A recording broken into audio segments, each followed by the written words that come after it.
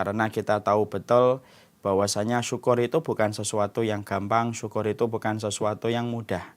Syukur itu sama beratnya sebagaimana kesabaran yang kita berikan pada kehidupan. Karena syukur itu bukan hanya ucapan tahmid yang menghiasi bibir kita ketika kita mengucapkan alhamdulillah. Tetapi kesyukuran itu adalah bagaimana kita mampu merubah setiap kenikmatan menjadi sebuah ketaatan di jalan Allah. Kalaulah syukur kita hanya mengucapkan tahmid, tentulah itu mudah dan tentulah itu gampang. Tapi tentunya kita paham bahwasanya syukur itu tidak hanya terbatas ketika kita mengucapkan tahmid, tetapi betul-betul siapapun mereka yang ditambahkan oleh Allah satu kenikmatan, harusnya dia menambah dengan satu ketaatan. Itulah yang paling berat di dalam kita bersyukur kepada Allah, yang mungkin selama ini kita pandang dan kita anggap syukur itu gampang, padahal sejatinya syukur itu sama beratnya sebagaimana sabar. Makanya tak mengherankan kalau Rasulullah tidak pernah meninggalkan salah satu dzikirnya beliau. Salah satu dzikir yang tidak pernah ditinggalkan oleh Nabi, yaitu adalah Allahumma a'inni ala dzikrika wa syukrika wa husni ibadatika. Ya Allah, tolonglah aku senantiasa berzikir kepadamu, bersyukur kepadamu, dan selalu beribadah yang benar kepadamu. Di situ kita menjumpai Nabi meminta pertolongan dari Rabb yang menguasai alam semesta supaya beliau diberikan kekuatan untuk bersyukur. Dan tentunya kalaulah sampai setingkat Nabi meminta tolong supaya diberikan sifat syukur, berarti kita harus paham itu merupakan bagian dari penjelasan Nabi bahwasanya syukur itu berat dan sulit. Tetapi siapapun hari ini yang sedang diberikan kelapangan, semoga kita diberikan oleh Allah sifat kesyukuran atas nikmat yang kita peroleh. Semoga semua kenikmatan, semua fasilitas yang kita dapatkan, kita cicipi pada kehidupan ini tidak berubah menjadi tragedi di akhirat ketika kita merubah kenikmatan menjadi ketaatan.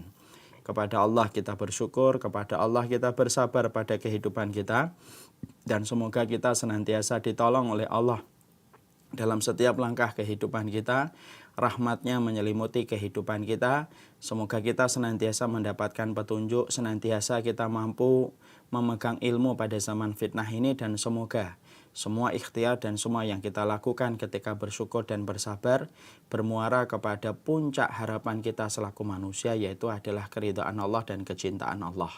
Kepada Allah kita bersyukur dan kepada Allah kita bersabar dalam urusan kehidupan kita. Seluruh keluarga Islam Madinah yang semoga Allah rahmati dan Allah berkahi, tentunya kita faham para ulama menerangkan kepada kita bahwasanya kondisi hati terbagi menjadi 3 sifat. Yang pertama ada kondisi hati yang mati, yang kedua ada kondisi hati yang sakit, dan yang ketiga ada kondisi yang sehat.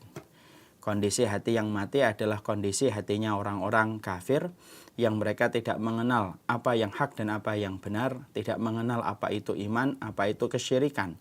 Maka merekalah pemilik hati yang mati, yang sama sekali tidak bermanfaat segala petunjuk yang diberikan kepada mereka, karena perangkat untuk mengenali kebenaran itu tidak mereka miliki ketika hati mereka mati. Termasuk di antara pemilik hati yang mati adalah orang munafik, yang mereka senantiasa membenci kepada Islam walaupun zahirnya itu adalah Islam. Mereka juga pemilik hati yang mati, yang mana muara pada pemilik hati yang mati tidak ada tempatnya kecuali kemurkaan dari Allah pada kehidupan di dunia.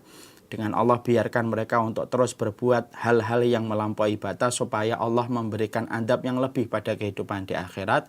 Belum lagi apa yang mereka dapatkan di akhirat ketika menemukan adab yang pedih disebabkan hati yang mati selalu menuntun manusia menuju kepada apa yang Allah murkai. Ada hati yang kedua, yaitu hati yang sakit. Hati yang sakit ini hati yang terletak di antara posisi hati yang sehat dan hati yang mati. Terkadang dia bisa merespon kebaikan, terkadang tidak mampu merespon kebaikan. Kadang-kadang dia mampu merasakan kenikmatan dalam ketaatan, terkadang hilang dan menguap kenikmatan dalam ketaatan dan ibadah. Inilah yang disebut dengan hati yang sakit. Di mana hati yang sakit ini terbagi manusia menjadi 2, kata para ulama. Ada yang sadar kondisi hatinya ketika sakit, lalu dia berupaya untuk menyembuhkan hatinya menuju kepada hati yang sehat. Ada yang tidak peduli dengan hatinya yang sakit, akhirnya terperosok kepada hati yang mati.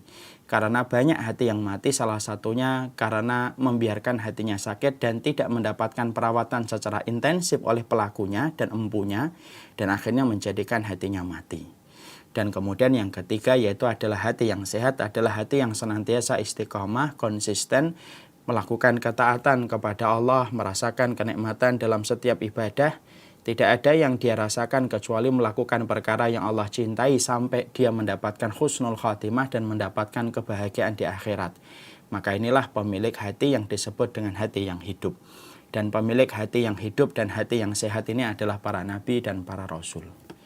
Rata-rata kaum muslimin pemilik hati yang sakit. Kadang kita merasakan ketaatan, kadang kita ingin mencicipi dosa dan kemaksiatan. Kadang kita ingin bertaubat kepada Allah, kadang kita tidak peduli dengan dosa dan kemaksiatan yang telah kita lakukan. Maka sesungguhnya inilah yang disebut dengan kondisi hati yang sakit.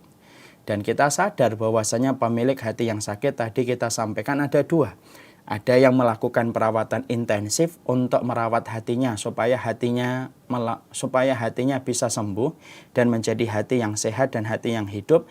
Ada yang tidak peduli dengan hatinya dan tidak memberikan perawatan intensif untuk hatinya sampai akibatnya bisa menyebabkan kondisi hatinya itu mati. Dan inilah yang menjadikan kita kalau kita mulai mawas diri bahwasanya mungkin hati kita ini hati yang sakit. Kadang kita merasakan ketaatan, kadang kita merasakan nikmatnya ibadah, tapi terkadang kenikmatan itu hilang. Kadang-kadang kita ingin bertobat dan menyesali dosa-dosa kita, kadang-kadang kita tidak peduli dengan dosa-dosa kita. Kalau kita termasuk pada kategori pemilik hati yang sakit, inilah yang kita harus lakukan ketika kita harus memberikan perawatan intensif kepada hati yang sakit, supaya hati yang sakit tidak sampai terperosok kepada hati yang mati. Dan para ulama lalu mengatakan, apa perawatan intensif untuk menjaga dan memberikan kesehatan pada hati yang sakit? Salah satunya adalah membicarakan tentang tema kematian, harus betul-betul mengisi pikirannya, mengisi jiwanya ketika dia membicarakan kematian, karena membicarakan kematian itu merupakan salah satu suplemen yang bisa menjaga hati kita supaya hati kita berangsur-angsur pulih dan menjadi hati yang hidup dan hati yang sehat. Ketika kita terus membayangkan kematian yang ada dalam kehidupan kita dan membayangkan kematian yang pasti akan menjumpai kita dan mengembalikan kita kepada alam pertemuan, alam persaksian, yaitu adalah hari kematian. Inilah yang menjadikan mungkin kita banyak bertanya, Ustadz, kenapa kita harus membahas kitab At-Tadhkirah? Tidaklah kita membahas kitab At-Tadhkirah, tidaklah kita membahas kitab ini, kecuali kita membahas kitab ini karena kita sadar kita ini pemilik hati yang sering sakit. Kita ingin memberikan perawatan intensif kepada hati kita. Salah satu perawatan intensif memberikan suplemen kepada hati kita membicarakan kematian. Dan itulah yang menjadikan kita membicarakan kitabnya Imam Al-Qurtubi, yaitu At-Tadhkirah li Ahwalil Mautah, yaitu peringatan tentang perkara akhirat dan perkara kematian. Yang sejatinya perkara itu pasti akan datang. Pasti perkara itu akan mempertemukan kita dengan alam persaksian, yaitu adalah kematian. Dan tidak ada yang paling kita inginkan kecuali adalah ketika hari itu tiba, ketika ajal itu sudah datang. Semoga kita termasuk orang yang telah mempersiapkan dengan persiapan ilmu dan persiapan amal. Karena kelapangan urusan kita di akhirat tidak akan kita dapatkan kecuali kita memiliki ilmu dan memiliki kemudahan dalam amal pada setiap ilmu yang telah kita pelajari. Nah, itulah yang menjadikan kita mempelajari kitab At-Tadhkirah. Sekarang mari kita buka halaman 231. Sekarang di sini kita akan membahas pada judul yang telah diberikan oleh Imam Al-Qurtubi. Judulnya itu adalah bahwasanya tentang pertanyaan malaikat mungkar dan nakir. Dan saya akan membaca beberapa hadis yang berkaitan tentang itu, sembari nanti kita mencoba untuk mengambil sesuatu atau mengambil satu poin yang penting dari hadis-hadis yang kita baca. Dalam riwayat Bukhari diterangkan dari Anas bin Malik, Rasulullah itu bersabda, Innal abda idza wudi'a fi qabrihi wa tawalla anhu ashabuhu wa innahu la yasma' qur'ani alihim. Sesungguhnya seorang hamba apabila dia telah dimasukkan ke dalam alam kubur dan teman-temannya yang tadi melayatnya sudah pergi meninggalkan dia, maka sempat orang yang diletakkan di dalam liang lahatnya itu mendengar suara terompah dari para pelayatnya sebelum mereka keluar dari kamar, sebelum mereka keluar dari kuburan itu. Atahu malakani fayuqidanihi fayakulani. Maka kemudian datanglah dua malaikat untuk menggantikan malaikat yang tadi membawa dia ke alam liang lahat. Karena kita paham bahwasanya malaikat itu bersilih berganti ketika mereka melaksanakan tugas mengiringi orang ketika meninggal dunia. Mungkin sudah saya sampaikan, orang kalau meninggal dunia yang mencabutnya malaikat maut. Yang membawa ruhnya bukan malaikat maut. Kalau ruh itu adalah orang yang beriman, maka yang akan membawa ruhnya itu adalah malaikatur rahmah dengan membawa kain kafan dan minyak wangi dari surga. Kalau yang dicabut itu orang kafir, orang zalim, orang munafik, maka sesungguhnya yang datang malaikatul adab membawa dua barang pula. Yang pertama yaitu pecut yang diambil dari api neraka, yang kedua kain kafan yang diambil dari bahan api neraka. Na'udzubillahi min dzalik. Maka dibawa sampai langit yang ketujuh, sampai kemudian dikembalikan lagi bertemu dengan jasadnya ketika jasad itu dibawa ke liang lahat. Setelah ketemu ruh dengan jasadnya di liang lahat, maka malaikat rahmah dan malaikatul adab sudah selesai pekerjaan mereka. Langsung digantikan lagi dengan malaikat mungkar dan nakir. Malaikat raqib dan atid kemana Ustaz? Malaikat raqib dan atid sudah selesai, tutup buku. Tepat ketika orang itu meninggal dunia, maka malaikat raqib yang mencatat amal kebaikan kita dan malaikat atid yang mencatat keburukan kita tutup buku. Lalu dia membawa catatan itu menuju kepada sisinya Allah. Itu rapinya betul para malaikat itu ketika mereka melaksanakan semua perintah yang telah ditetapkan oleh Allah, dan rapinya betul para malaikat itu melaksanakan setiap amaran yang datang dari Allah. Malaikat raqib dan atid melaporkan lalu menitipkan titipan itu supaya nanti menjadi saksi dalam kehidupan manusia itu pada hari kiamat nanti. Adapun kemudian malaikatur rahmah atau malaikatul adab membawa ruhnya sampai ketemu dengan jasadnya yang dibawa teman-temannya ke liang lahat. Maka pada saat itulah ketika dia dibawa ke liang lahat, maka dia sempat mendengar suara terompah orang yang keluar dari kuburan. Yang keluar terakhir kali dari kuburan itu dia sempat mendengar. Malaikatur rahmah selesai tugasnya, maka digantikan oleh malaikat mungkar dan nakir. Dan itu menunjukkan kerapian para malaikat melaksanakan amaran dari Allah. Maka atahu malakani, akan datang dua malaikat. Dua malaikat itu adalah malaikat mungkar dan nakir. Fayakulani, maka dua malaikat itu berkata, ma kunta taqulu fi hadar rajul. Apa yang kalian katakan tentang laki-laki ini? Maka dihadapkan kepadanya seseorang yang kita kenal di dunia dengan nama Rasulullah Muhammad akan dihadapkan. Nah, ini dihadapkan ini para ulama berbeda-beda. Dihadapkan tulisannya atau diperdengarkan kepadanya tentang nama Muhammad. Maka setelah itu para malaikat itu berkata, apa yang kalian katakan tentang laki-laki ini? Maka fayaqulu, fa'amal mu'min, adapun orang yang beriman, fayaqulu asyhadu annahu abdullah wa rasuluhu. Maka sesungguhnya kalau dia yang ditanya orang yang beriman, yang betul-betul beriman, maka dia tahu bahwasanya itu adalah Rasulullah. Karena keimanan itulah yang menjadi penyumbang terbesar, dia bisa menjawab bahwasanya itu adalah Muhammad, hambanya Allah dan Rasulnya Allah. Setelah orang itu mampu menjawab laki-laki tadi bahwasanya itu adalah Rasulullah, sebagaimana yang benar adanya itu adalah Muhammad Rasulullah, maka kemudian dua malaikat itu berkata, fayuqalu lahu. Maka dua malaikat itu berkata, ungdur ila maq'atika minan nar. Ini loh tempatmu di neraka, asalnya ini nih. Ya, qad abdalahullahu laka, qad abdalakallahu bihi maq'atan minal jannah fayarahuma jami'an. Maka sesungguhnya ketika ini tempatmu di neraka, karena kamu mengetahui tentang laki-laki ini adalah Muhammad, seorang hamba dan Rasulnya Allah, Allah mengganti tempatmu di neraka dengan sebuah tempat dan bangku di surga. Dan mereka kemudian melihat kedua tempat itu, artinya melihat surga itu dengan begitu nyata. Di sini kita menjumpai bahwasanya termasuk salah satu perkara yang akan didapatkan menjadi tes, menjadi sebuah ujian bagi mereka ketika di dalam kubur itu adalah tentang bagaimana dia mengenal Rasulullah. Jadi ini kemudian tentang sesuatu yang berat, tentang sesuatu ujian dalam kehidupan di akhirat. Dan ternyata ujian kita nanti di akhirat itu berkaitan tentang Rasulullah SAW. Maka disinilah kita akhirnya paham salah satu fakta tentang mungkar dan nakir ialah mereka itu memperlihatkan Rasulullah untuk memberikan dan menguji pertanyaan di dalam kubur. Dan itu yang kita baca di dalam hadis yang diriwayatkan dalam riwayat Bukhari dari Anas bin Malik. Saya bacakan lagi, kemudian Qatadah melanjutkan. Wa ammal munafiq wal kafiru fayuqalu lahu ma kuntu taqulu fi hadzal rajul fayaqulu la adri kuntu aqulu ma yaqulun nas fayuqalu la daraita wa la talita wa yudrabu bimatarik min hadidin darbatan fayasihu sayhatan yasmauha mayyalihi ila tsaqalain. Maka kemudian dikatakan oleh Rasulullah, adapun orang munafik dan kafir, yang disebutkan oleh Rasulullah dua.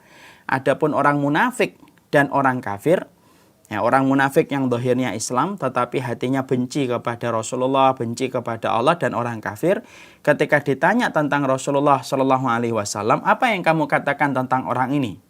Maka dia akan menjawab, saya tidak tahu, saya hanya mengatakan apa yang dikatakan orang. Maka sesungguhnya para malaikat itu berkata tegas dan keras kepada orang tersebut. Kamu tidak tahu, kamu tidak membaca, lalu dia dipukul kepalanya dengan palu dari besi, sekali pukul antara kedua telinganya, maka menjeritlah dia dengan jeritan yang terdengar oleh makhluk di sekelilingnya. Semua makhluk itu mendengar, kecuali adalah jin dan manusia. Disitulah kita mendapati dari berbagai macam hadis, itu dari riwayat Bukhari. Kita juga menjumpai dari riwayatnya Ibnu Majah. Kita juga menjumpai pula dalam riwayatnya Imam Tirmidzi dan berbagai macam riwayat yang lainnya. Ternyata kita akan mendapati bahwasanya salah satu di antara perkara yang betul-betul menjadi titik penekanan ketika manusia itu berada di dalam kuburnya, ketika mereka didatangi oleh Munkar dan Nakir, maka sesungguhnya ujian pertanyaan tentang alam kubur itu berkaitan bagaimana dia memandang Rasulullah Shallallahu Alaihi Wasallam. Makanya orang mukmin adalah orang yang mampu mengatakan ini Muhammad, Abdullah wa Rasuluhu, ini Muhammad, seorang hamba dan Rasulnya, walaupun kita belum pernah melihat Rasulullah. Karena apa? Karena keimanan yang kita pupuk ketika mencintai Allah dan mencintai Rasulullah, itulah yang menjadikan orang itu mampu menjawab pertanyaan Munkar dan Nakir ketika Munkar dan Nakir memperlihatkan ini siapa ini. Maka orang mukmin mengatakan itu Abdullah, wah itu adalah Muhammad, Abdullah wa Rasuluhu. Dia itu seorang hamba dan dia seorang Rasul. Adapun orang munafik yang pekerjaannya ia adalah membenci syariat, membenci apa yang disabdakan oleh Rasulullah, maka dia tidak mampu menjawab. Dia tidak akan mampu untuk menjawab pertanyaan yang disampaikan kepadanya dari penekanan pertanyaan di alam kubur. Maka dia mengatakan la adri. Sampai malaikat itu begitu geram dan berkata, kamu tidak tahu karena kamu tidak pernah membaca dan tidak pernah mempelajarinya. Dipukullah kepalanya antara kedua telinganya sampai dia berteriak dan teriakan itu terdengar setiap makhluk kecuali jin dan manusia. Berarti yang kita perhatikan di sini, Masya Allah ya, berarti berkaitan tentang apa yang baru saja kita baca tentang riwayat Bukhari dari Anas bin Malik, riwayat Ibnu Majah, riwayat Tirmidzi, berarti sesungguhnya kedudukan kita di hadapan Rasulullah itu penting. Ternyata mengikuti Nabi dalam kehidupan kita itu menjadi perkara yang penting. Karena ternyata seseorang itu nanti akan diuji di dalam kuburnya, itu akan diperlihatkan dengan Rasulullah. Siapapun mereka yang berhasil mencintai Nabi, berhasil mengikuti Nabi, mengimani Nabi pada kehidupannya, maka betul-betul dialah yang mampu untuk menjawab pertanyaan yang disampaikan oleh Munkar dan Nakir.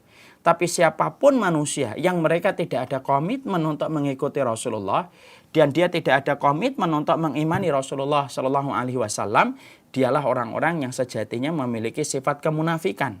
Dan orang munafik tidak akan pernah mampu menjawab tentang Nabi ketika diperlihatkan kepadanya. Sebagaimana dia di dunia, dia tidak peduli tentang Rasulullah, dia tidak peduli tentang sunnah Nabinya, dia tidak sama sekali peduli tentang syariat yang diajarkan oleh Rasulullah. Maka sesungguhnya orang semacam ini tidak akan pernah mengenal Rasulullah, dan itulah adab neraka, adab kubur itu dimulai sejak ketika dia tidak mampu menjawab tentang siapa Nabi yang diperlihatkan kepadanya. Masya Allah ya. Makanya Masya Allah itu, kalau sudah berbicara tentang Rasulullah itu bicara tentang perkara besar ya. Makanya Masya Allah ini juga berkaitan tentang apa yang sedang terjadi hari ini ya. Ketika ada orang yang berani untuk mencela Rasulullah, menghinakan Rasulullah Shallallahu Alaihi Wasallam. Ini kemarin saya sudah sampaikan di Syamilah Series, tapi saya sampaikan di kajian Islam Madinah. Orang kalau sudah mencela Rasulullah dan menghina Rasulullah itu pada dasarnya dia telah merobek tirai antara dirinya dengan Allah. Dan dia tidak akan pernah ketika sudah merobek tirai antara dirinya dengan Allah, dia tidak akan pernah menang. Karena Allah itu sudah mempermaklumkan perang kepada siapapun yang menyakiti Rasul dan Nabinya. Bukan hanya Rasulnya, bukan hanya Nabinya. Menyakiti walinya Allah saja akan mendapatkan permakluman perang dari Allah, apalagi Nabi dan Rasulnya. Allahu waliyul ladina amanu. Allah itu pelindung bagi orang yang beriman. Terlebih lagi kepada para Nabi dan para Rasulnya. Makanya Rasulullah itu mengatakan dalam hadis qudsi yang difirmankan oleh Allah langsung, man adali waliyan faqad adzantuhu bil harbi. Siapapun yang telah menyakiti waliku, maka aku telah mempermaklumkan perang kepada mereka yang telah menyakiti wali-waliku. Kalau menyakiti walinya Allah saja, Allah sudah mempermaklumkan perang, apalagi menyakiti Nabi dan Rasul yang paling Allah cintai, yaitu adalah Nabi Muhammad SAW. Makanya Masya Allah, tidak ada Nabi yang paling Allah cintai kecuali adalah Rasulullah. Makanya kalau kita jumpai di dalam Al-Quran, semua Nabi dipanggil oleh Allah dengan nama. Ya Nuhu, ya Adamu, uskun anta wa zawjukal jannah. Ya Musa, ya Ibrahimu. Ya Yahya, khudil kitab biquwah. Rata-rata Nabi itu dipanggil oleh Allah dengan namanya. Tapi kalau kita detail memperhatikan Quran, ketika Allah memanggil Nabi Muhammad, Allah tidak pernah memanggil dengan nama kecuali dengan panggilan gelarnya sebagai seorang nabi. Ya ayyuhan nabiyyu. Kalaupun Allah memanggil nama, disebutkan gelar setelahnya. Wa ma Muhammadun illa rasulun qad khalat. Maka itu menunjukkan betapa besarnya kedudukan Nabi di hadapan Allah Subhanahu wa taala. Makanya Masya Allah, ini merupakan masalah yang besar. Makanya sampai ketika kita nanti di alam kubur itu, kita ini akan ditester. Tester itu apa ya? Akan dideteksi apakah kita ini selamat dari fitnah kubur dan tidak selamat itu dengan kita diperlihatkan. Kamu kenal nggak mata qulu fi hadar rajul? Apa yang kamu katakan tentang laki-laki ini? Orang yang mengimani Rasulullah, mencintai Rasulullah, maka mereka lah yang akan lancar untuk menjawab. Hadza Muhammad Abdullahi wa Rasuluh. Ini Muhammad, hambanya Allah dan Rasulnya Allah. Dan yang dijadikan sebuah ujian dari pertanyaan yang mungkar nakir itu siapa? Yaitu adalah tentang Rasulullah, untuk membuktikan kepada kita dan memberikan sebuah faedah penting bagi kehidupan kita. Jangan main-main tentang seorang Nabi Muhammad SAW. Makanya siapapun hari ini yang mereka mencoba untuk mencela Rasulullah SAW, menghina Rasulullah SAW, sebagaimana yang saya tuliskan di salah satu caption, di salah satu sosial media, orang yang mencela Nabi itu sebagaimana orang yang meludah kepada matahari. Ludahnya tidak akan sampai ke matahari, kecuali ludah itu akan kembali kepada mereka yang meludah. Dan tidak ada orang yang berurusan dengan Nabi ketika mereka mencela Rasul, baik ketika hidup ataupun ketika telah meninggal dunia, kecuali dia langsung mendapatkan permakluman perang dari Allah. Dan peperangan di hadapan Allah itu peperangan yang mustahil untuk menjadi pemenangnya.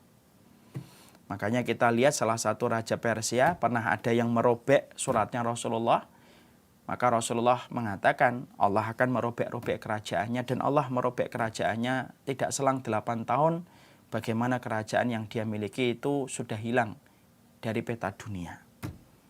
Kita melihat bagaimana Abu Lahab ketika tangannya pernah dikibaskan begini, ketika Rasulullah mengumpulkan seluruh penduduk Mekah di atas bukit, kemudian Rasulullah mengingatkan tentang bahayanya syirik kepada Allah dan mengajak manusia kepada surga dengan beribadah yang murni kepada Allah. Maka Abu Lahab itu melibaskan tangannya dan berkata, alihada jama'tana ya Muhammad, apakah karena ini kamu mengumpulkan kami? Tangan ini yang akhirnya berujung kepada sebuah adab yang pedih di neraka ketika Allah menyampaikan tabbat yada abi lahabi wa tab. Dan akhirnya matinya Abu Lahab dalam kondisi yang mengenaskan, dia dilempari batu karena mengeluarkan bau yang busuk dan tidak bisa dikuburkan secara normal dan manusiawi pada saat itu. Bahkan Imam Nawawi pernah menyampaikan kepada kita di dalam kitabnya Bustanul Wa'idin, ada orang yang mencela hadisnya Nabi. Ketika ada salah satu hadisnya Rasulullah, kita disunahkan ketika bangun dari malam sebelum wudhu, disunahkan untuk mencuci tangan sebelum kita berkumur-kumur dan melanjutkan aktivitas wudhu kita. Maka ketika dia mendengar hadis itu, dia tolak hadis itu, lalu dia berkata, saya tidak akan pernah mencuci tangan saya karena saya tahu kemana tangan saya di waktu malam. dia bermaksud mengucapkan itu untuk merendahkan hadis Nabi Shallallahu Alaihi Wasallam. Dan apa yang terjadi, Imam Nawawi mencatat orang tersebut busuk tangannya, busuk pantatnya sebelum dia meninggal dunia. Kita mendapati bagaimana sebuah kisah yang disampaikan oleh Imam Ibnu Hajar. Ada seorang pendeta yang mencela Rasulullah, diterkam anjing. Lalu kemudian anjing itu diikat lagi, lalu dia mencela kembali Rasulullah dan anjing itu lepas kedua kalinya dan menggigit leher pendeta ketika habis dia itu berapi-api untuk mencela Rasulullah Shallallahu Alaihi Wasallam, dan akhirnya mati dan rubuh. Kejadian itu sampai disaksikan ribuan orang, sampai para ahli tarikh, ahli sejarah mengatakan ada 40.000 orang yang akhirnya masuk Islam ketika melihat kejadian itu langsung ataupun yang mendengar kejadian itu.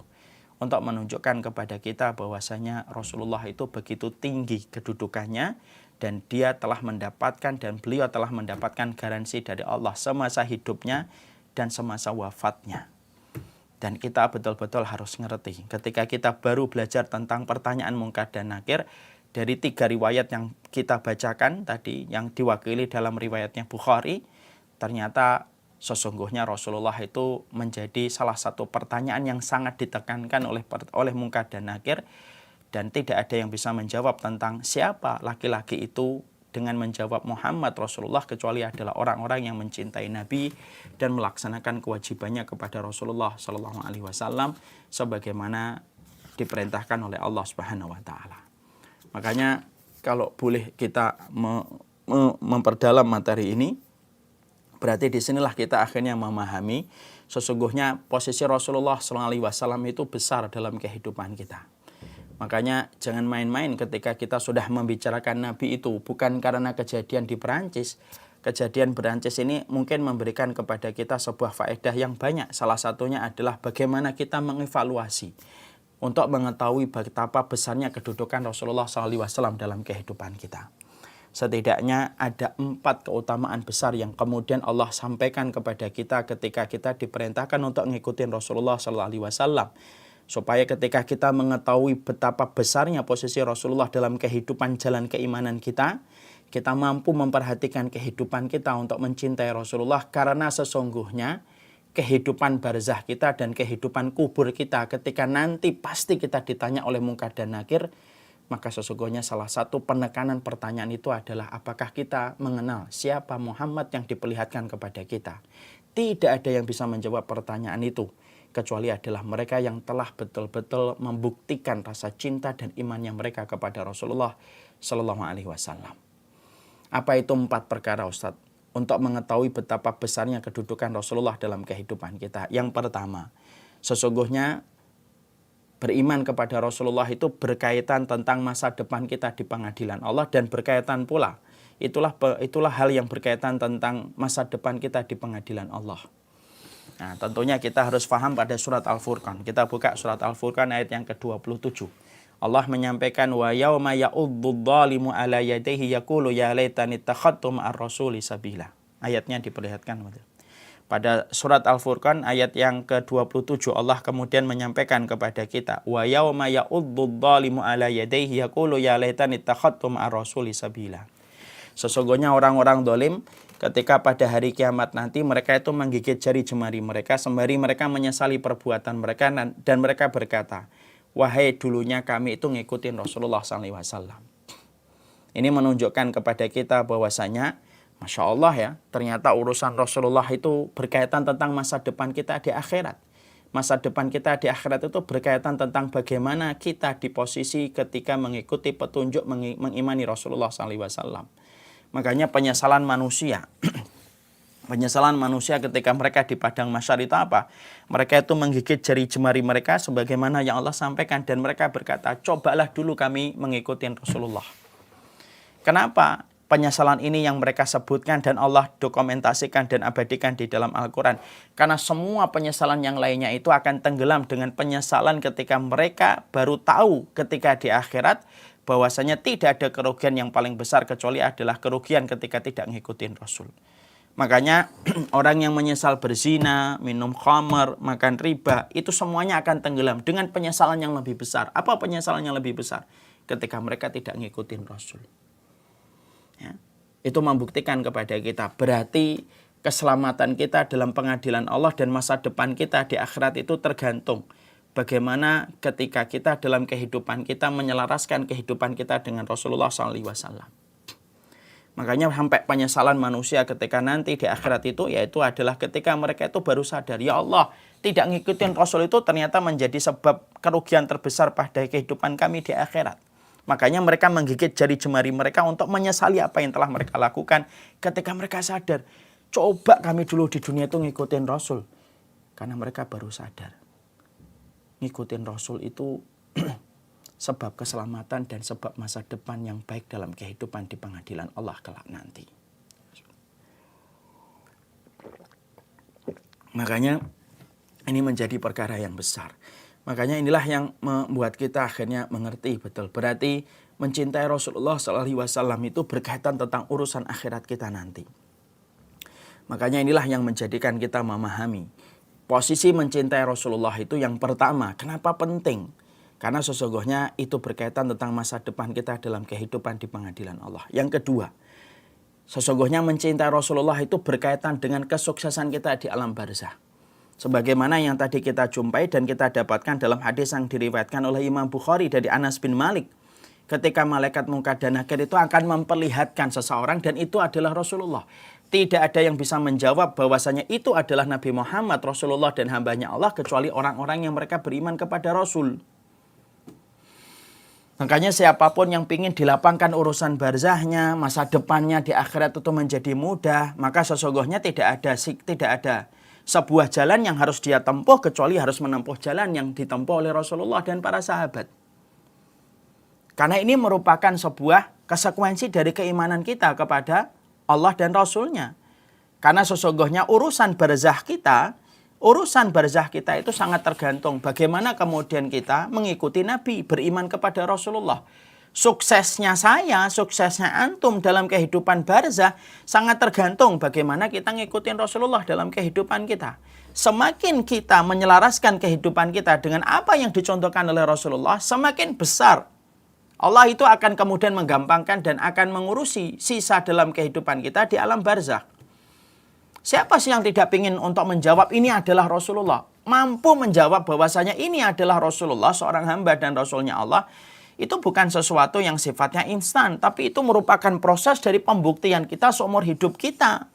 Sampai kemudian betul-betul kita ngikutin Rasul. Sampai kemudian ketika kita ngikutin Rasul, maka Allah yang akan memberikan rahmat dan memberikan pertolongan kepada manusia ketika di dalam kubur, dia menghadapi Munkar dan Nakir, maka dia tahu bahwasanya yang diperlihatkan Munkar dan Nakir itu adalah Rasulullah. Kenapa? Amal yang telah berbicara ketika di alam barzah, dari apa yang telah dikerjakan di dunia dan amal itulah yang akhirnya mampu menjawab pertanyaan Munkar dan Nakir. Coba kalau ada seorang mengaku muslim, tidak peduli tentang sunnahnya Rasul, tidak peduli tentang sunnah nabinya, tidak peduli tentang jalan yang ditempuh oleh Rasulullah, sibuk dengan hawa nafsunya, sibuk untuk mengkreasi tetap syariatnya. Mungkinkah mereka akan mengenal ketika malaikat Munkar dan Nakir memperlihatkan seseorang kepada kita, kalau kita tidak pernah membuktikan keimanan kita kepada Rasulullah? Mustahil orang itu akan menjawab tentang pertanyaan Munkar dan Nakir dengan menjawab apa yang kemudian diharapkan ketika dia tidak mengenal Rasulullah. Makanya yang kedua inilah yang menjadikan kita memahami urusan kesuksesan di alam barzah itu terkait bagaimana kedudukan kita ketika mengikuti Rasulullah. Yang ketiga, syarat sahnya keimanan itu tergantung bagaimana kita ngikutin Rasul. Makanya Ibnu Abbas itu berkata, Allah itu selalu kalau memerintahkan kita untuk atiullah, selalu disertai dengan kata setelahnya atiur Rasul.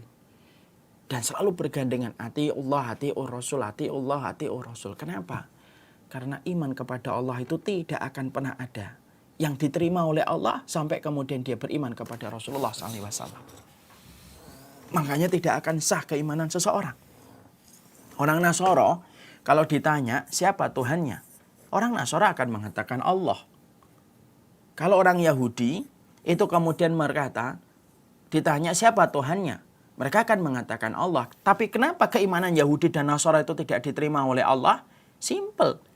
Karena orang Yahudi dan Nasara tidak mau mengimani Rasulullah SAW sebagai seorang nabi dan rasulnya, Allah mementahkan keimanan Yahudi dan Nasara dan memberikan status yang sama antara Yahudi Nasara dengan orang musyrik. Makanya Allah menyampaikan dalam surat Al-Bayyinah, innal ladzina kafaru min ahlil kitabi wal musyrikin. Orang-orang kafir dari ahlul kitab dan musyrik disamakan oleh Allah.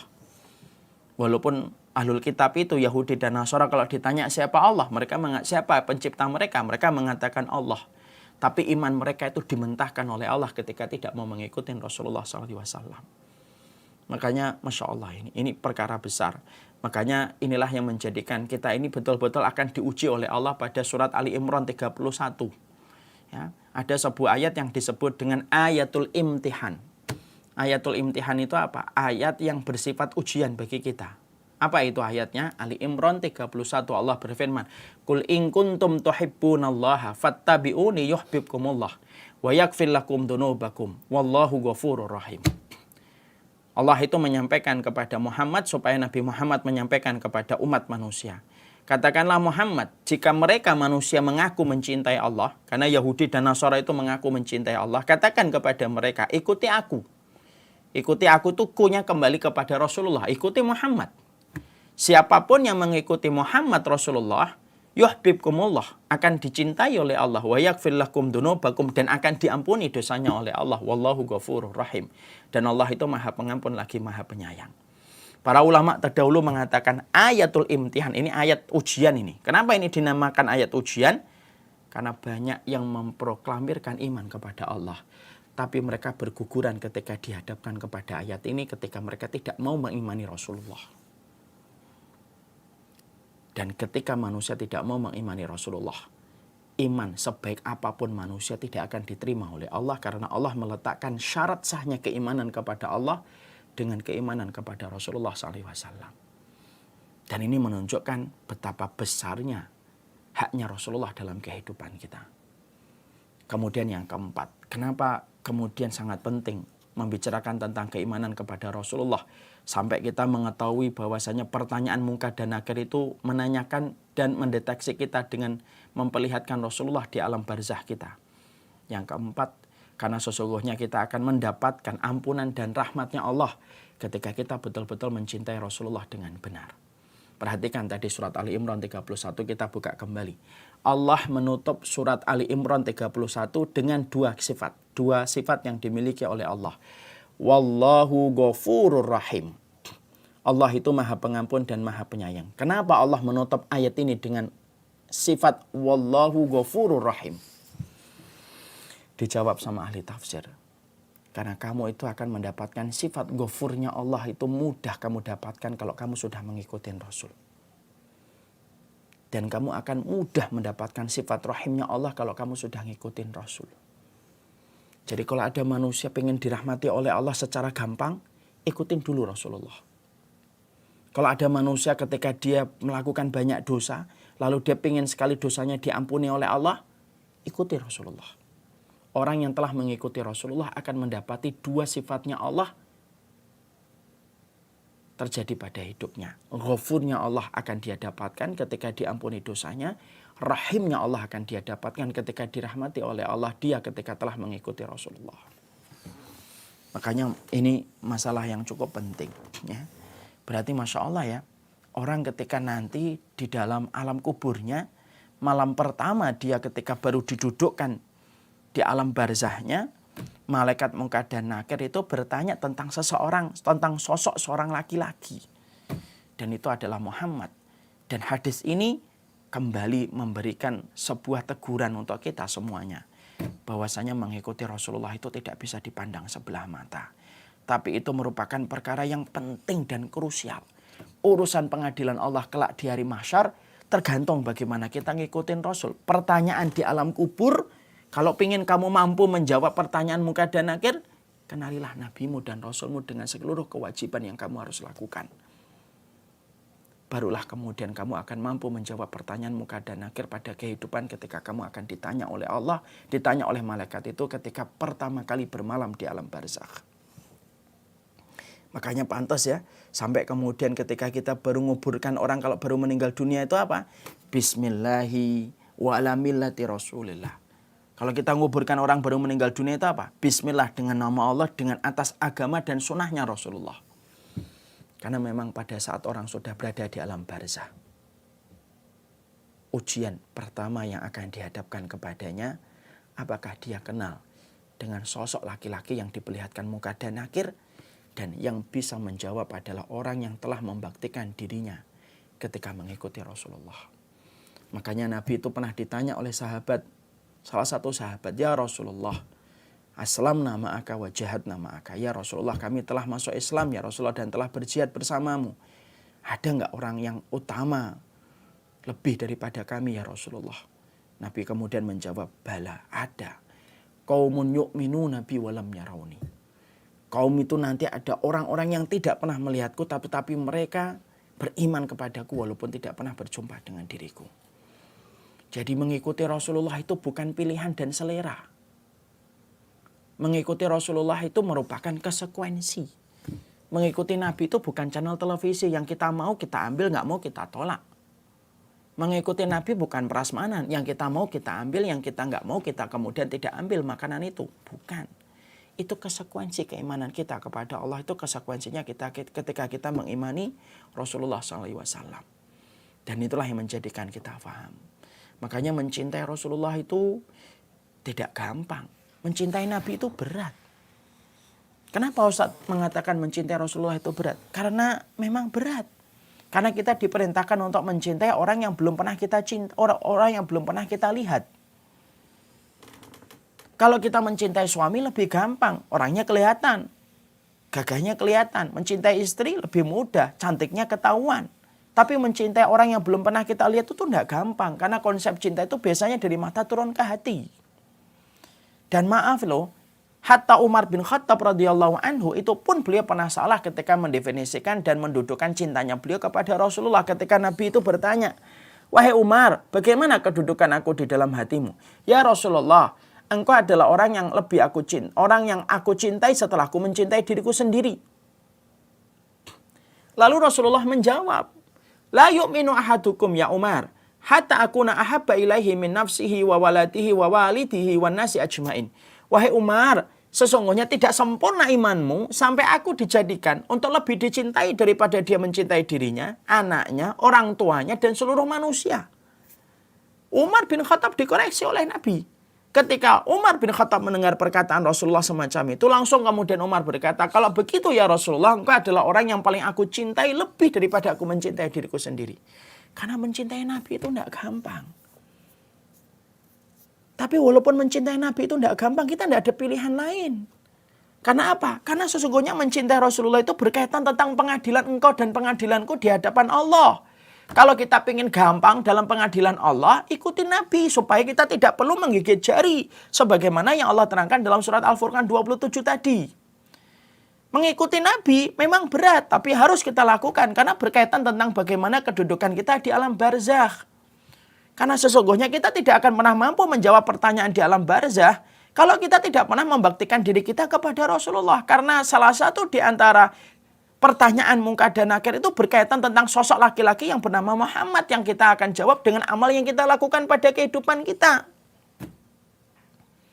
Dan itulah yang menjadikan kita paham. Oh, ternyata mencintai Rasulullah itu bukan hanya perkara yang sifatnya sampingan. Tapi mencintai Rasulullah itu merupakan konsekuensi yang luar biasa. Dan mencintai Nabi itu memang berat. Oh, mencintai suami dan istri aja berat kok. Bukankah kita kalau mencintai istri kita atau mencintai suami kita ada komitmen, ada tanggung jawab, ada konsekuensi yang harus kita pikul. Itu mencintai seorang suami atau istri. Mencintai Nabi itu ada komitmen, ada konsekuensi, ada tanggung jawab sama. Bahkan komitmen kita, tanggung jawab kita, konsekuensi kita kepada Nabi lebih berat daripada konsekuensi ketika kita mencintai istri atau suami kita. Makanya betul kata para ulama ketika para ulama itu mengatakan hutang kita kepada Nabi itu lebih besar daripada hutang kita kepada ibu dan bapak. Karena ibu kita, beliau telah melahirkan kita dan memberikan air susu. Bapak kita memberikan keringatnya, hutang kita sama ibu dan bapak besar, betul. Dan kita wajib untuk taat dan berbakti semaksimal mungkin kepada orang tua kita. Tapi sesungguhnya hutang kita kepada Rasulullah itu lebih besar daripada hutang kita kepada ibu dan bapak. Kenapa? Karena Rasulullah yang telah menyelamatkan kehidupan dunia dan akhirat kita dengan pengorbanan nyawa yang telah beliau berikan. Dan cintanya Nabi kepada kita lebih besar daripada cintanya manusia kepada dirinya sendiri. Makanya inilah yang menjadikan kita akhirnya paham, Masya Allah ya. Ternyata Munkar dan Nakir itu akan menampilkan sosok di hadapan kita ketika nanti di alam barzakh. Pada saat kita bermalam yang pertama di alam barzakh. Ma taqulu fi hadzal rajul. Siapa sosok laki-laki ini, siapa? Dan yang ditanyakan itu adalah Muhammad SAW. Dan tidak ada yang menjawab kecuali orang-orang yang mereka berhasil membuktikan komitmen mereka, tanggung jawab mereka, konsekuensi mereka ketika mencintai Rasulullah SAW. Ya, makanya Masya Allah ya, berkaitan tentang apa yang terjadi sekarang, apa yang dilakukan oleh Presiden Perancis itu sebenarnya itu disinilah kita harus melakukan pembelaan karena bukti cinta itu yang memiliki giroh. Orang kalau memiliki iman belum tentu memiliki giroh. Tapi orang yang memiliki giroh itu orang yang istimewa. Giroh itu rasa cemburu karena Allah. Dan ketika kita mendapati presiden manapun kok sudah melecehkan Rasulullah, maka sebagai bentuk dari keimanan yang benar itu kita pasti memiliki giroh untuk memberikan pembelaan.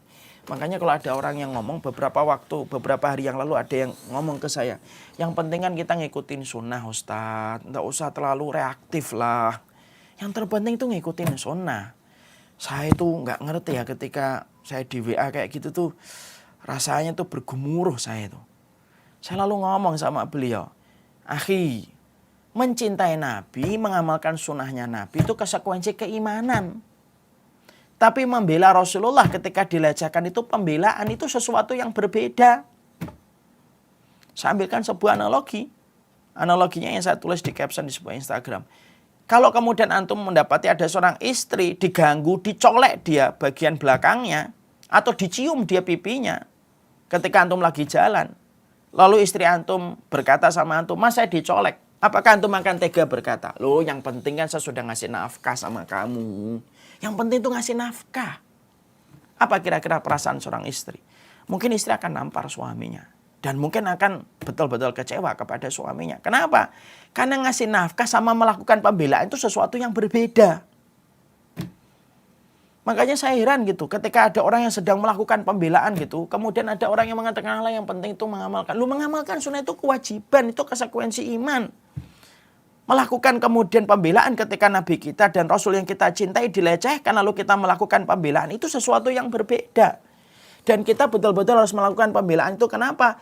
Untuk mengirimkan message dan untuk mengirimkan pesan. Bahwasanya kaum muslimin ini ada dan kaum muslimin ini tidak boleh dilecehkan apa yang mereka cintai dan mereka agungkan. Dan orang yang paling kita cintai dan orang yang paling kita agungkan dalam kehidupan kita itu Rasulullah Muhammad. Mengirimkan message supaya kita tidak diremehkan itu penting. Makanya kita pernah lihat dalam sirah. Pernah para sahabat itu lagi tawaf, awal-awal tawaf ketika syariat awal-awal haji dan umrah. Para sahabat itu ketika tawaf sambil jalan. Tahu? Orang-orang musyrik itu sembari mereka berteriak-teriak, bercanda-canda dari kejauhan. Tuh lihat tuh sahabat-sahabat. Lunglai, lemah, letoy mereka. Makanya kalau tawaf itu tidak bisa lari mereka. Terdengar oleh telinga Rasulullah. Maka Nabi mengatakan kepada para sahabat, ayo lari-lari kecil. Makanya ada syariat 3 putaran yang pertama dalam tawaf kita lari-lari kecil. Apa sih yang dimaksudkan lari-lari kecil itu? Untuk memberikan message dan pesan. Para sahabat itu tidak lemah tapi mereka kuat dan jangan dilecehkan.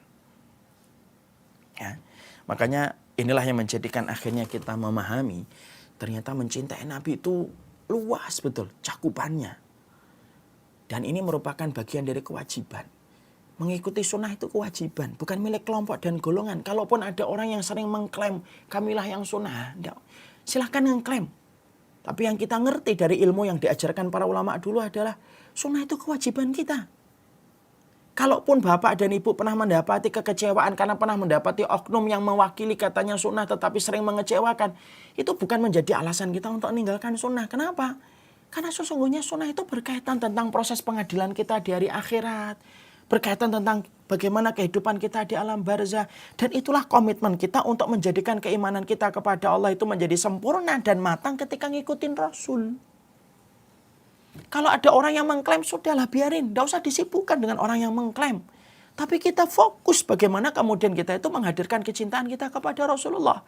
Supaya tepat ketika nanti kita meninggal dunia, lalu malaikat itu datang muka dan nakir, lalu membawa sosok seorang laki-laki yang ditanyakan kepada kita. Karena kita telah membaktikan hidup kita mengikuti laki-laki yang ditanyakan muka dan nakir, kita akan mampu menjawab, itu adalah Rasulullah. Inilah orang yang saya ikuti dalam sholat. Inilah orang yang saya ikuti dalam gaya hidup saya.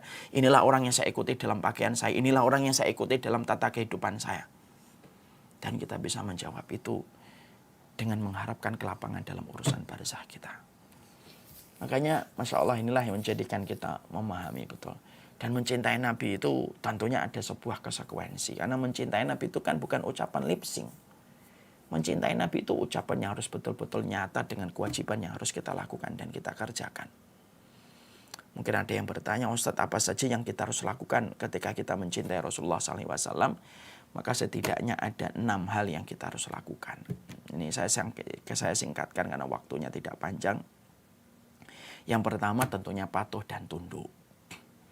Yang namanya cinta kepada Rasulullah itu ya patuh dan tunduk. Innal muhibba liman yuhibbu muti'un. Orang yang mencintai sesuatu pasti kepada apa yang dia cintai dia taat. Orang kalau ada orang yang, maaf ya, orang pacaran dalam kemaksiatan saja, dia taat kepada pacarnya kok. Padahal belum halal, belum dikasih apa-apa, belum dikasih tanggung jawab. Lakinya baru bisa menembak. Kalau kata orang pacaran kan nembak. Itu kemudian pacarnya dinilai oleh sang laki-laki itu. Ya kamu harus ngikutin saya kalau pacar saya.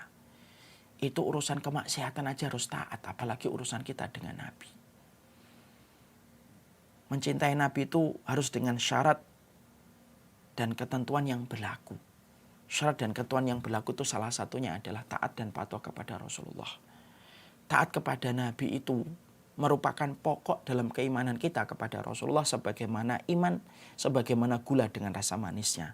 Kalau kita mendapati ada gula dengan rasa manisnya, kita katakan itu gula. Kalau ada butiran putih, kalau kita cip-icip tidak ada manisnya, kita sepakat mengatakan itu bukan gula karena tidak ada rasa manisnya. Iman itu dengan kepatuhan tanpa syarat, ketaatan tanpa taat. Dan itu yang kita harus katakan. Tidak ada boleh pertanyaan kita kalau sudah di hadapan hadis Rasulullah kecuali satu. Hadisnya sahih atau tidak. Hadisnya sahih, penjelasan para ulama sudah lengkap. Tidak kita nyimpulkan sendiri tapi betul-betul melalui penjelasan para ulama. Baru kita memberikan kepatuhan dan ketundukan. Belum mampu melakukan, tidak apa-apa. Berarti lemah iman. Tapi harus diakui. Tapi yang terpenting jangan ditolak hukum dan syariatnya. Makanya kita heran ya. Sama orang-orang yang kelak nanti mereka tidak mampu menjawab tentang sosok laki-laki itu. Tentang sosok laki-laki itu kata Rasulullah itu siapa? Salah satunya munafik.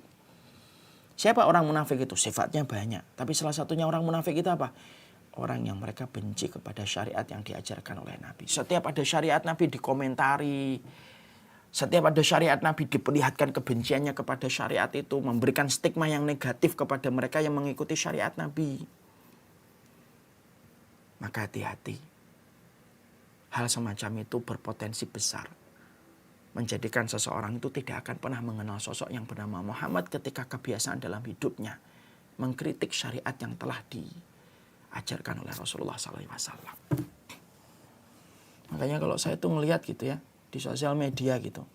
Ada orang ngaku Islam gitu. Tapi sukanya ngeritik Islam gitu. Kadang-kadang tuh saya tuh pengen berkata. Kalau memang Islam sudah tidak lagi menarik buat kamu. Lalu alasan apa sih yang membuat kamu mempertahankan keislaman itu apa sih? Sampai kamu ngeritik Islam terus. Mengkritik syariatnya Nabi. Walaupun hadisnya sahih. Kita belum mampu melakukan. Tidak apa-apa. Berarti kita lemah iman. Kalau kita ngakui kelemahan kita di hadapan Allah. Allah akan nolong satu waktu. Tapi kalau kita mengkritik syariat, gara-gara kita tidak melakukan, kita membenci syariat itu sesuatu yang beda. Yang pertama, lemah iman. Orang yang lemah iman itu bisa jadi besok atau lusa ditolong sama Allah. Tapi kalau orang sudah menolak syariat Allah, itu bukan lemah iman, itu kemunafikan. Makanya kemudian disebutkan oleh Rasulullah, fa'amal kuffar wal munafik, fa'amal kafir wal munafik. Nabi kan mengatakan dari hadis riwayat Bukhari tadi, adapun orang munafik dan kafir, ketika ditanya siapa sosok laki-laki ini, dia akan mengatakan ladri, saya tidak tahu. Kalau kafir tidak tahu Nabi, kita maklumi, mereka tidak mengkufuri, mereka mengkufuri kok. Yang disebutkan oleh Nabi itu selain kafir itu apa? Munafik. Munafik. Kenapa munafik tidak mengerti Rasulullah? Ya karena mereka tidak memperlihatkan kepatuhan kepada Rasulullah. Kemudian yang kedua, yang ngamalin sunnahnya. Mengamalkan sunnahnya dalam kehidupan. Amalkan sunnahnya Rasulullah dalam kehidupan kita. Jangan kemudian kita suka meremehkan sunnah yang ada dalam kehidupan Rasulullah. Amalkan sunnahnya. Jangan suka ngeremehin sunnah. Karena kita tidak pernah tahu di antara amalan sunnah yang kita remehkan, manakah yang akan membuka pintu surga dan mempertemukan kita dengan Rasulullah. Kan kita tidak ngerti. Mari belajar dari kisahnya Bilal. Bilal itu muadzinnya Nabi. Bilal itu budak pertama kali yang masuk Islam. Budak yang pernah mendapatkan ujian berat dan lulus dengan ujian itu ketika mengatakan ahad. Itu Bilal. Tapi yang menarik ketika Rasulullah itu bertanya kepada Bilal pada satu pagi, ya Bilal ini sami tudufan alaika fil jannah. Ya Bilal, aku mendengar suara terompah kakimu di surga. Apa saja yang telah kamu lakukan? Ya Rasulullah, saya tidak melakukan amalan apapun kecuali ketika saya berhadas siang atau malam, kemudian saya berwudu dan sholat 2 rakaat. Amalan menjaga kesucian dan sholat 2 rakaat setelah itu amalan yang lebih ringan daripada amalan jihad, amalan yang lebih ringan daripada hijrah, amalan yang lebih ringan daripada adzan. Tapi justru yang memasukkan Bilal itu adalah komitmennya beliau ketika menjaga kesucian di waktu pagi dan malam, kecuali beliau kalau berhadas beliau wudu. Dan dengan itulah Allah memberikan kepadanya surga. Jangan suka ngeremehin sunnah, alah cuma sunnah. Karena kita tidak tahu di antara amalan sunnah yang kita remehkan, bisa jadi ada di antara sunnah yang kita remehkan, tetapi justru itulah amal yang bisa mempertemukan kita dengan Rasulullah. Justru amalan itulah yang bisa membuat kita mampu menjawab pertanyaan mungkar dan nakir. Yang ketiga, mempelajarinya. Ya mempelajari, sistematik, belajarnya harus sistematik, harus kemudian urut. Tidak boleh belajarnya lagi kemudian lompat sana, lompat sini, lompat sana. Harus mulai sistematik, mempelajari hadis Nabi SAW. Secara urut, ada peningkatan dalam proses kita belajar. Karena itu merupakan bentuk dari komitmen kita mengikuti Rasulullah dan mencintai Nabi. Jabir bin Abdullah itu pernah beliau, Masya Allah. Jabir bin Abdullah itu pernah itu untuk mendapatkan satu hadis, itu harus pergi ke Syam bolak-balik. Hanya untuk mendapatkan satu hadis dari Rasulullah. 2 bulan. Karena mereka tahu, mereka jatuh cinta kepada Nabi dan ringan bagi mereka untuk mempelajari apa yang datang dari Nabi. Yang keempat, mencintai siapapun yang dicintai oleh Rasulullah, membenci siapapun yang dibenci oleh Rasulullah. Mencintai para sahabat itu wajib, karena Nabi mencintai para sahabat. Makanya kalau ada orang yang mengkafirkan para sahabat itu nggak main-main itu sudah keluar dari Islam. Karena para sahabat itu mencintai Rasulullah. Karena para sahabat itu dicintai pula oleh Rasulullah. Kemudian mendakwahkan kepada orang lain. Dan kemudian tidak nambahin dan tidak ngurangin. Nah itulah di antara bentuk komitmen kita ketika kita mencintai Rasulullah. Kenapa kita harus membahas tentang kecintaan kepada Rasul, Ustadz? Sekali lagi, mungkar dan nakir. Dalam 3 riwayat. Riwayat Bukhari, Ibnu Majah, Tirmidzi, kita mendapati pertanyaan mungkar dan nakir kepada mereka yang baru saja menginjakkan kaki di alam barzah. Mereka bertanya tentang sosok laki-laki. Yang mana yang mampu menjawab siapa sosok laki-laki itu, mereka akan mendapatkan kenikmatan kubur. Yang tidak mampu menjawab tentang siapa sosok laki-laki itu, mereka akan mendapatkan lubangnya adalah lubang neraka. Siapa sosok laki-laki itu? Muhammad Rasulullah.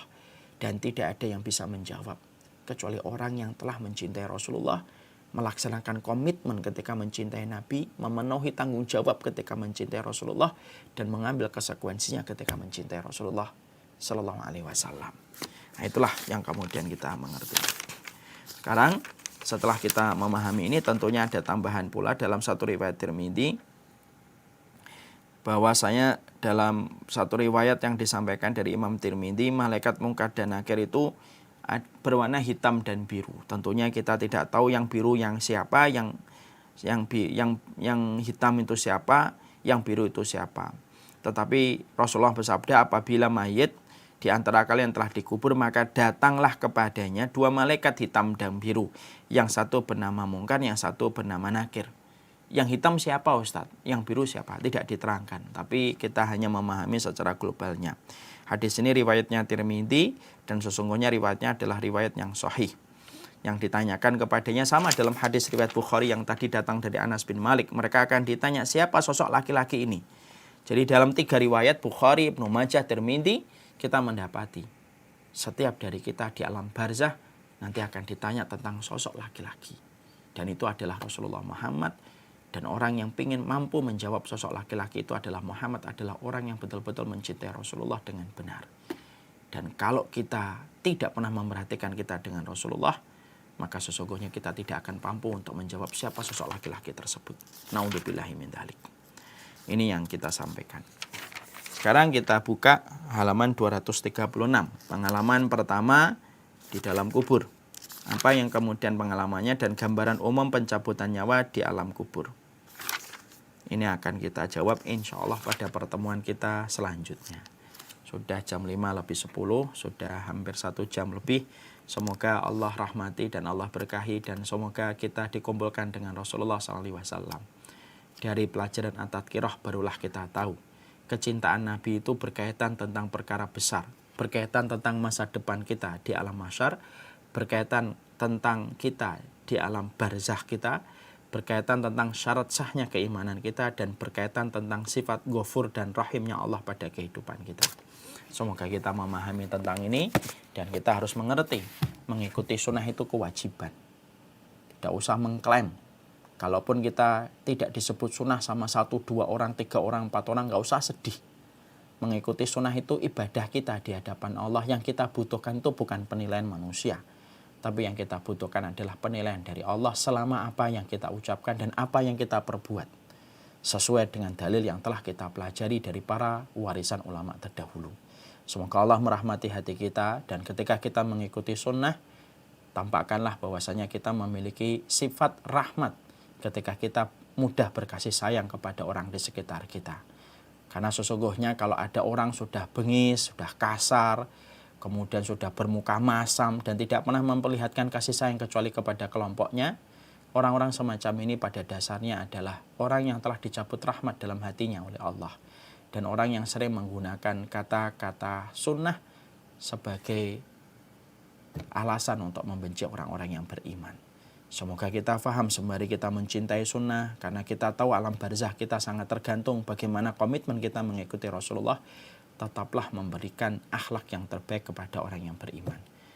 Kalaupun ada seseorang yang mengambil pendapat yang tidak sama dengan pendapat yang sedang kita ambil, itu bukan berarti serta-merta dia itu menjadi musuh. Bisa jadi dia itu memang mengambil pendapat yang lemah. Dan kita dengan sifat kasih sayang memberikan ilmu dan arahan dengan penuh kelembutan dan kasih sayang. Semoga kita tidak menjadikan sunnah menjadi ajang untuk saling mencari musuh. Semoga kita menjadikan komitmen kita untuk ngikutin Rasulullah itu bukan sarana untuk menghujat dan memvonis prematur banyak orang. Bukan itu tujuan kita mempelajari sunnah. Mempelajari sunnah itu supaya kita rahmat kepada orang yang beriman, akhlak kita terbaik kepada mereka yang beriman dan bertakwa, supaya dengan itulah pula masa depan kita tercerahkan dalam pengadilan Allah. Urusan barzah kita menjadi mudah ketika ditanya tentang sosok laki-laki yang kita akan ditanya di alam barzah kita. Syarat sahnya keimanan kita terpenuhi dan kita akan mendapatkan sifat Ghafur dan Rahimnya Allah. Wassallallahu ala nabiyina Muhammad walhamdulillahi rabbil alamin. Saya serahkan kembali kepada Pak Dewo.